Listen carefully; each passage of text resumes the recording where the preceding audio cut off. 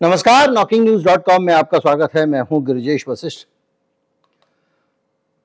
आज जब मोदी जी कह रहे हैं कि इस देश में गरीबों का कल्याण होना चाहिए, गरीबों के लिए रिजर्वेशन होना चाहिए वगैरह वगैरह, तो ऐसी हालत में एक बार ऐसे गला खोल के अंदर देख लेना चाहिए, ये अंदर है क्या, भारत की हालत क्या है।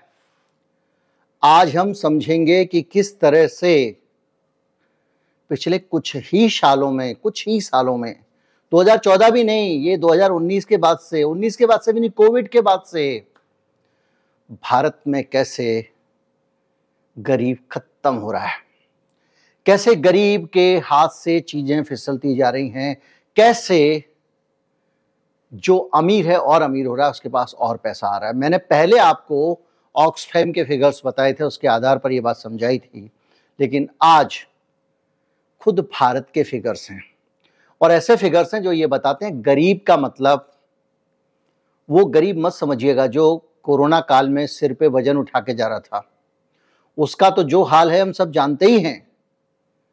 अब जिसको जो खुद को मिडिल क्लास समझते हैं लोग, उनकी क्या दशा है, इसको आज के वीडियो में आपको पता चलेगा। कहीं मत जाइए, चैनल को सब्सक्राइब कर लीजिए, मैं अभी हाजिर होता हूं।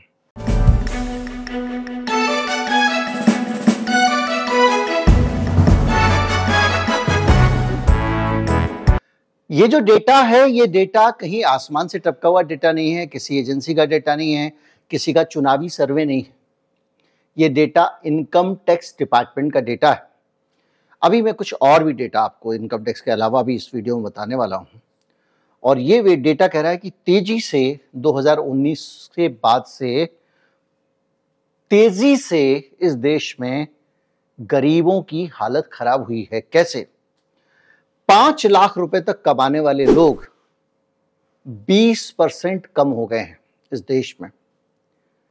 यानी जो लोग 5 लाख रुपए तक की जिनकी कमाई थी, वो लोग 20% कम हो गए हैं। इसका क्या मतलब होता है ये अभी हम समझेंगे। और 10 लाख रुपए से ज्यादा कमाने वाले 30% बढ़ गए। यानी अमीर और अमीर हो रहे हैं और गरीब आदमी और गरीब हो रहा है। एक लॉजिक ये दिया जा सकता है कि ये जो 5 लाख वाला था ना, इसकी 7 लाख इनकम हो गई है, इसलिए 20% लोग कम हो गए 5 लाख तक इनकम वाले। तो भैया जो 3 लाख से नीचे वाले थे, उनमें से भी तो कुछ लोग को अपलिफ्ट होके ऊपर आना चाहिए था। इसका मतलब गरीब आदमी नीचे नीचे नीचे नीचे जा रहा है, अमीर आदमी ऊपर ऊपर ऊपर जा रहा है। और ऐसा हमेशा सरकारी पॉलिसी से होता है। कल मैंने आपको वीडियो बना के बताया था कि किस तरह से पेट्रोल का दाम बढ़ाने से इस देश में बड़ा अंतर आ जाता है और कितने लोग गरीबी की रेखा के पीछे चले जाते हैं। खुद केंद्र सरकार की तरफ से केंद्र के पेट्रोलियम मंत्री हरदीप सिंह पुरी ने यह बयान दिया, 10 करोड़ लोग गरीबी में धकेल दिए गए हैं पेट्रोल महंगा करके। ये हरदीप सिंह कह रहे हैं और उन्होंने ये बयान दिया विकासशील देशों के संदर्भ में। और भारत भी एक विकासशील देश है और जिसकी आबादी बहुत ज़्यादा है। अगर आबादी के अनुपात में देखें तो 10 करोड़ नहीं तो 1 करोड़ का तो यहाँ पे जीवन कष्टकर हुआ होगा। इसी डाटा को अगर आप देखें तो 2019-20 में 4 करोड़ 22 लाख लोग कुल थे जो इस देश में 5 लाख रुपए से कम इनकम वाले थे, जो 3 करोड़ 63 लाख हो गए। अगर आप घरेलू बचत के आंकड़े देखें, जो आम आदमी अपनी घर में बचत करता है, क्योंकि अब पेंशन वेंशन भी बंद कर दी है, पेंशन देने को तैयार भी नहीं है, अड़े हुए हैं, टेसू यहीं अड़ा, हमको तो आपको नई पेंशन ही देनी है क्योंकि माननीय अटल जी दे गए, उनका वरदान है। उस स्थिति में आप क्या करते हो? अपने वेतन में से पैसा बचा बचा के जो सब जोड़ते हैं कि भैया बुढ़ापे में काम आएगा। लेकिन जो बचत है, घरेलू बचत, उस पर भी इसका बहुत बुरा असर पड़ा है। और हालत यह है कि घरेलू बचत, आरबीआई कह रही है कि जो घरेलू बचत की वृद्धि दर होती है, यानी 5% के हिसाब से लोग पहले से ज्यादा पैसे जमा करते हैं। जैसे पिछले महीने आप अगर मान लीजिए इस देश में लोगों ने 100 रुपए जमा किए, इस बार 105 रुपए जमा करेंगे, तभी तो, क्योंकि महंगाई बढ़ रही है। तो अब वो करके वो 5.1% रह गई है, मतलब जो वृद्धि दर है घरेलू बचत की, जो 2021 में 11.5% थी। यानी लोगों की बचत आधी से भी कम हो गई है, 40% हो गई है। आंकड़े किसके हैं? Reserve bank of India, RBI, Bharat सरकार। अगर आप घरेलू बचत के आंकड़े देखें तो जो 14.92 लाख करोड़ रुपए थे, यानी कि 15 लाख करोड़ रुपए थे 2019 में, वो 23 आते आते 14.92 से 13.77 लाख करोड़ रुपए हो गए हैं। यानी करीब 14 लाख करोड़ रुपए हो गए हैं, जो 15 लाख करोड़ रुपए थे कुल जमा। और महंगाई बढ़ने का एक और ये, एक तो बचत कम और आपकी खपत बढ़ जाए, यानी आप ज्यादा पैसा खर्च करें। तो देश में कुल खपत 2019 में 112 लाख करोड़ रुपए की थी, अब वो 164 लाख करोड़ रुपए की हो गई है। यानी जो 112 करोड़ रुपए का खर्चा था, मान लीजिए, वो हो गया 164 रुपए का। यानी 52 रुपए आपके खर्चे में ऐड हो गए हैं 2019 से लेके अब तक। ये आरबीआई का डाटा है। अब 2019 में क्या पैटर्न था ग्रोथ का, अगर जानना है, अडानी साहब की जिंदगी कैसे रॉकेट हुई है उसके बाद से आप देख लीजिए। कोई बाजार नहीं खुला था, कोई दुकान नहीं खुली थी, कोई धंधा नहीं हो रहा था, सड़कों पे सुनसान था, पुलिस वाले सूजी दे रहे थे। उस वातावरण के बीच में अडानी जी साहब की जो संपत्ति है वो दिन दूनी रात चौगुनी बढ़ रही थी। ये डाटा हमारे पास है। अब आप इससे अंदाजा लगाइए कि इतने बुरे हालात पहले कभी नहीं रहे हैं। 2012 में इतने लोग हुआ करते थे 5 लाख से कम इनकम वाले, जो अब 11 साल बाद फिर वही मामला पहुंच गया है। जहां 2012 में देश था वहां अब पहुंच गया है। ये तो हुई एक फिगर, एक जानकारी। कौन सी? कि इस देश में लोगों के पास कितने पैसे बचे हैं। लोग जो 5 लाख रुपए वाला, आप समझ रहे हैं ना, ये कोई 5 लाख वाला हो गया ठीक ठाक लोअर मिडिल क्लास, बाबू लोग, दुकान पे बैठने वाले, ये सब लोग। 5 लाख का मतलब 40,000 रुपए महीने कमाने वाला आदमी, उनकी संख्या 20% कम हो गई है। आप समझ रहे हैं? ये गरीब का मतलब वो जो पैदल पैदल गांव जा रहा था अपने दिल्ली से, जो भीड़ में एकदम चींटियों की तरह सड़कों पर निकल आए थे गरीब, और जब तक वो निकले नहीं थे लोग इसमें कहते थे कहां है गरीबी, कहां गरीब, कोई गरीब दिखता है आपको? एक साथ जब निकले तो सबने देखा, हाँ यार गरीबी तो बहुत है इस मुल्क में। पैदल पैदल लोग जा रहे थे, कोई 1000 किलोमीटर, कोई 1200 किलोमीटर। और ये संख्या उन लोगों की नहीं है, ये संख्या उन लोगों की है जो पान की दुकान चलाता है, चाय की दुकान चलाता है, दफ्तर में एग्जीक्यूटिव का काम करता है, कोई अकाउंटेंट है। ये वो लोग हैं जो 40,000 रुपए, जिनको वेतन 40,000, 42,000, मतलब 5 लाख रुपए सालाना वाले हैं। और ये 5 लाख रुपए सालाना वाले इनकम टैक्स में हैं। इसका मतलब ये होता है कि टैक्सेबल एक्सेबल इनकम हटा के जो कुल आय आती है वो 5 लाख रुपए है। यानी 50-55 हजार वाला भी इसमें शामिल है। तो ये तो हुई स्थिति आपके देश की। अब आ जाइए आगे। अभी आपने देखा लोगों के पास बचत नहीं है, आपने ये भी देखा कि लोगों के पास में कमाई भी नहीं है। तो इसका असर कहां पड़ेगा? बाजार पे पड़ेगा। तो बाजार में क्या हो रहा है कि अब आपको और लगेगा कि आपसे जुड़ा हुआ मामला है। जो लोग 50 लाख रुपए तक के फ्लैट खरीदने वाले लोग थे, मकान खरीद, 50 लाख बड़ा अमाउंट होता है। यानी हम और आप लोग जो 50 लाख रुपए तक के मकान खरीदते हैं, कोई 25 लाख का, कोई 30 लाख का, 35 लाख का, जिसको अफोर्डेबल हाउसिंग कहा जाता है इस देश में, वो जो मकान है उनकी बिक्री कम हो गई है। कितनी कम हो गई है इसको जानने के लिए आपको समझना पड़ेगा कि पहले 24,143 हाउस मकान, अच्छा मैं आपको अलग अलग शहर में ले जाने के बोर नहीं करना चाहूंगा, लेकिन सीधी सी बात यह है कि सीधे सीधे 10% बिक्री 50 लाख तक के मकानों की घट गई है।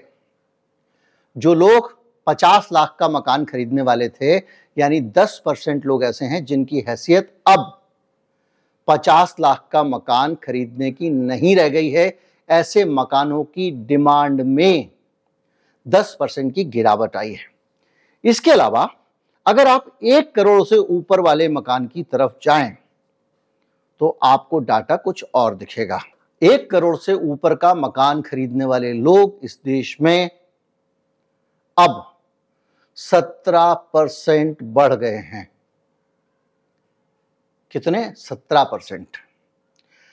1 करोड़ से ऊपर का मकान खरीदने वाले इस देश में 17% बढ़ गए हैं और 50 लाख से नीचे का मकान खरीदने वाले 10% कम हो गए।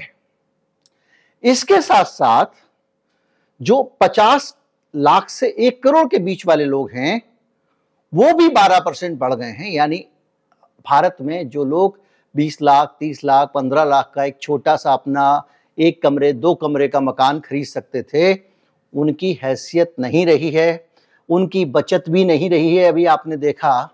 और उन लोगों के पास में नौकरी भी नहीं रही है। और अगर आप इसको थोड़ा और आगे डाटा में जाएं तो इस आवासीय मांग के साथ साथ अगर मैं आपको थोड़ा सा और एक दिखाऊं, देखिए आप मिडिल क्लास हैं। मिडिल क्लास क्या करता है? मकान खरीदता है, गाड़ी खरीदता है। अब देखिए, आपने मकान देख लिया, अफोर्डेबिलिटी नहीं रही, बैंक में पैसा नहीं रहा, 20% लोग कम हो गए 5 लाख तक कमाने वाले। तीसरा कौन बचा? बची कार, गाड़ी। अब गाड़ी का हाल अगर आप देखेंगे तो जो प्रीमियम कार हैं, यानी महंगी वाली कारें, जो आप तो देखते हो बड़ी बड़ी महंगी कारें, लोग लैम्बोर्गिनी भी लेके चल दिखते हैं दिल्ली की सड़कों पे। इसके अलावा ये जो आपका फॉर्च्यूनर है, इसके अलावा और ये ऑडी वॉडी है और तमाम जो भी गाड़ियां हैं, BMW है, ये कहलाता प्रीमियम कार। और इसकी बिक्री 38% बढ़ गई है। मैंने आपको बताया था, रोल्स रॉयस की बिक्री पे भी बनाया था वीडियो, कैसे बढ़ गई है। 38% बढ़ गई है। और बजट कार जो होती है, मारुति 800, वैगनार, ऑल्टो, इसकी बिक्री 7% कम हो गई है। यानी जो हमारा क्लास 50-60 हजार रुपए महीने कमाने वाला था, उसकी दशा ये है, ना वो गाड़ी खरीद पा रहा है, ना वो मकान खरीद पा रहा है, और उसकी आमदनी का हाल भी आपने देख लिया। इसके साथ साथ जो प्राइस हैं कॉम्पैक्ट कार के, ये एक बहुत बड़ा फैक्टर है, वो 15 से 20% बढ़ गए। यानी छोटी कार जो है आपकी, उनके दाम 20% के करीब बढ़ गए हैं। जब आप 15 से 20% दाम कुल 4 सालों में बढ़ा देंगे तो क्या होगा? इसके साथ साथ कॉम्पैक्ट कार में अलग अलग तरह की सरकार ने कानून लगा दिए, ये लगाओ, वो लगाओ, फला लगाओ, और उसके कारण उनका दाम बढ़ गया। अब हालत यह है कि जो प्रीमियम कार मार्केट का शेयर है, वो एक साल में 20-21 फाइनेंशियल ईयर से 21-22 फाइनेंशियल ईयर में, 21-22 में 30% बढ़ गया। एक साल में प्रीमियम कार की बिक्री बढ़ गई 30%। अब आप सोचिए कि हमारे देश में अब ये क्या हो रहा है। 2 मिनट के लिए मेरा वीडियो देखते देखते ये डाटा मैंने आपको बता दिया है। अपने आसपास के उन लोगों का ध्यान धरें जिनके जीवन में बड़े बदलाव आए। दुर्भाग्य से ये वो क्लास है जिसके पास में अगर खाने को नहीं होगा तो वो कहीं दूर की दुकान से 1 किलो आटा खरीद के लाएगी और किसी को बताएगी नहीं कि मैं केवल 1 ही किलो आटा खरीद के लाया हूं ताकि आज का काम चल जाए। क्योंकि ये वो क्लास है जिसकी नाक सबसे ज्यादा लंबी होती है, जिसकी बड़ी बेइज्जती होती है, हर बात में बेइज्जती होती है। एक दौर था बीच में जब ऑब्वियसली मेरे पास काम नहीं था, मैंने ये यूट्यूब शुरू किया था बहुत सारा, हालांकि मेरे पास इतना अभाव कभी धन का नहीं रहा। तो लेकिन सामाजिक जो प्रताड़ना होती है वो ये होती है, मेरी पत्नी कहती थी, यार तुम घर पे बैठे रहते हो, तुम बाहर जाया करो, एक बार बाहर हो आया करो, लोगों को लगे कहीं जाता है। ये हमारा मिडिल क्लास है और हम इस मिडिल क्लास के लोग इस दशा में पहुंच गए। आप कल्पना कीजिए उस आदमी की, आप सोचिए, थोड़ा ध्यान दीजिए, थोड़ा सा दिमाग में लाइए उसकी छवि को। जो आदमी बगैर प्रेस किए कपड़े नहीं पहनता, नहीं तो बाहर लोग क्या कहेंगे, जूते चमका के निकलता है, बच्चों की फीस के लिए पैसों का इंतजाम नहीं कर पा रहा क्योंकि सच नहीं है, मकान खरीद नहीं सकता, आपने देख ही लिया। गाड़ी की सोच नहीं सकता है, ये भी आपने देख लिया। जमा पूंजी धीरे धीरे कम होती जा रही है, जमा पूंजी नहीं बढ़ रही है। और ये जो 20% 5 लाख तक कमाने वाले कम हुए, ये 20% लोगों की नौकरियां गई होंगी ना। और डेटा 19 के बाद का है, कोविड का डेटा नहीं है, कोविड के बाद का है। अब मैं आपको निचोड़ में बताऊंगा कि ऐसा देश में होता क्यों है। मैंने पहले भी अनेक वीडियो में ये बात कही थी। किसी भी देश में अगर क्रोनी कैपिटलिज्म आता है और सिलेक्टिव तरीके से कुछ उद्योगपतियों को लाभ पहुंचाया जाता है, तो होता क्या है कि वो उद्योगपतियों को ही सरकार का जो टैक्स का पैसा है, इस देश की जमीन है, संसाधन है, वो उस सिलेक्टिव लोगों को ही ऊपर से ही चले जाते हैं। अगर एक वेलफेयर स्टेट है जिसको मुफ्तखोरी और रेवड़ी कहते हैं लोग, तो उस वेलफेयर स्टेट में पैसा नीचे आता है। अभी मोदी जी ने अभी ये ऐलान किया है कि हम सब्सिडी 100 रुपये बढ़ा देंगे उज्ज्वला योजना में। इसमें जो अनुमान है, पहले 7,000 कुछ करोड़ रुपए के करीब था उस पर जो सब्सिडी का था, और अब वो 200 रुपये तब देते थे, अब 300 कर दिया है। तो करीब 3.5 4 मान लीजिए 4,000 करोड़ के आसपास खर्चा बढ़ गया। पूरे देश में सारे गरीबों को आप सिलेंडर 100 रुपये सस्ता कर रहे हो, तो 4,000 रुपये खर्चा बढ़ गया। लेकिन ये जो जुंडलियां बड़ी बड़ी अंतर्राष्ट्रीय इकट्ठी होती हैं, ये जो मेले और मजमे होते हैं G20, 4,200 करोड़ रुपया, यानी जितने पैसे में दिल्ली में वो मजमा हुआ था, मैं उस पर अगर ये कांग्रेस ने किया होता तो इतने भ्रष्टाचार के आरोप लगते। कॉमनवेल्थ गेम 1,600 करोड़ रुपए में हो गया था, 41-4200 करोड़ रुपए में G20 हुआ है। और जो लोग दिल्ली को जानते हैं कि कॉमनवेल्थ ने दिल्ली को कैसे बदल दिया था, पूरी दिल्ली को, और ये 3 गुना खर्चा होने, मानते हैं कि 12-13 साल बाद हो रहा है, 3 गुना खर्चा होने के बाद भी दिल्ली में वैसा ड्रास्टिक चेंज नहीं आया। गमले लगा दिए गए थे, सड़कें सजा दी गई थी, कुछ ऑडिटोरियम हॉल वगैरह बन गए थे प्रगति मैदान में, लेकिन तब तो स्टेडियम भी बने थे, तब तो सड़कें भी बनी थी, तब तो पुल बने थे, बहुत सारे इलाके पूरे बदल दिए गए थे, हाईवे बने थे, क्या क्या नहीं बदला था दिल्ली के अंदर, आप गिनते रह जाएंगे। खैर, यहां मसला है कि इस देश में जब इतना सा पैसा खर्च करके इतने सारे गरीबों को आप गैस के 100 रुपए दे सकते हो, तो आप उसको मुफ्तखोरी क्यों कहते हो? खुद प्रधानमंत्री उसको रेवड़ी कहते हैं। अब वो 100 रुपया जो उसके बजट में से बचा, उस 100 रुपए से वो महिला क्या करेगी? वो महिला उस 100 रुपए को लेकर जाएगी, या तो बच्चे के लिए कुछ खरीदेगी या किसी के लिए कुछ करेगी। और अगर वो बैंक में भी जोड़ लेती है, बहुत कंजूस है मान लीजिए, तो भी वो पैसा उसी अडानी के पास पहुंचना है भाई, लोन के तौर पे। अडानी या कोई भी उद्योगपति मान लो, तो वहां से पैसा वहां पहुंच जाएगा, और कंज्यूम करेगी, सामान खरीदेगी, तो भी पैसा उन्हीं के पास जाना है, हिंदुस्तान लीवर के पास चला जाएगा। अगर उसने साबुन खरीद लिया, शैम्पू खरीद लिया, तो आटा खरीद लिया, तो अडानी साहब को फायदा हो जाएगा, उनके गेहूं के बहुत बड़े बड़े वेयर हाउस हैं, तो उनको फायदा वैसे भी होना है। लेकिन सरकार पैसा गरीबों के जरिए अगर भेजेगी, तो ये जो विषमता आ रही है, गरीब और गरीब बन रहा है, अमीर और अमीर हो रहा है, ये नहीं आएगी। पिछले 2019 के चुनाव में एक फार्मूला आया था, कांग्रेस पार्टी लेकर आई थी, बुरी तरह हारी, तो वो फार्मूला भी कहीं दब गया। और उससे पहले मोदी जी भी ये कहते थे, वो थी मिनिमम इनकम गारंटी, सबको एक निश्चित आय सरकार की तरफ से मिलनी चाहिए, जिसका प्रपोजल राहुल गांधी का था 72,000 रुपए साल, एक परिवार को 72,000 रुपए साल सरकार दे। आपको इतनी सारी स्कीम, सब्सिडी वब्सिडी के झंझट से एक तो आप हट जाओगे, पहली चीज। उस 72,000 रुपए से इस पूरे मार्केट में बाहर आ जाएगी। वो पड़ोस की दुकान से सामान खरीदेगा, दुकानदार पीछे से सामान लेके आएगा, सब। अभी तो क्या हो रहा है कि ऊपर आपने लिया और एक किसी बड़ी कंपनी ने जो है वो खोल लिया, दूध आपके घर पहुंचाने का ठेका, सारे दूधिये बेकार। मालूम है ना, अब अंबानी साहब आपके घर पे दूध पहुंचाते हैं, दही पहुंचाते हैं, सब्जियां पहुंचाते हैं। तो वो पैटर्न अगर आप डेवलपमेंट का बदल दोगे, तो ये जो दुर्गति हो रही है ये नहीं होगी। और ये जो तस्वीर मैंने आपको दिखाई है, ये पिछले 2-3 साल के बीच में ही हुआ है, और 2-3 साल के अंदर इतना बुरा हाल हो जाए तो आप कल्पना कर सकते हैं कितनी खतरनाक स्थिति की ओर हम लोग बढ़ रहे हैं। आपके आसपास की कहानियां, आपके दोस्तों की कहानियां, उनके तंगी के किस्से अगर आपको कुछ पता है, कमेंट में लिखिए ताकि देश जान सके। वीडियो को शेयर कीजिए और कल्पना कीजिए, मैं बहुत बोलता हूं, उसका कोई विकल्प अच्छा सा सुझाइए। नमस्कार, जय हिंद।